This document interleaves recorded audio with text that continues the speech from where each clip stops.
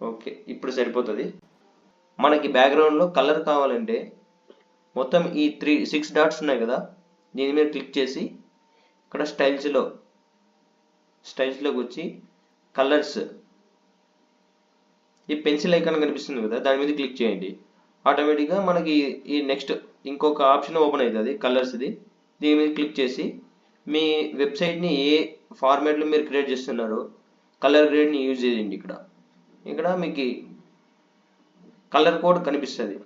మీరు ఏమైనా వేరే కలర్ కోడ్ ఏమైనా కావాలంటే మీరు గూగుల్లోకి వచ్చి సెర్చ్ చేసి ఇక్కడ కోడ్ని ఇస్తుంది, కోడ్ ఉంటుంది, కోడ్ని కాపీ పేస్ట్ చేసి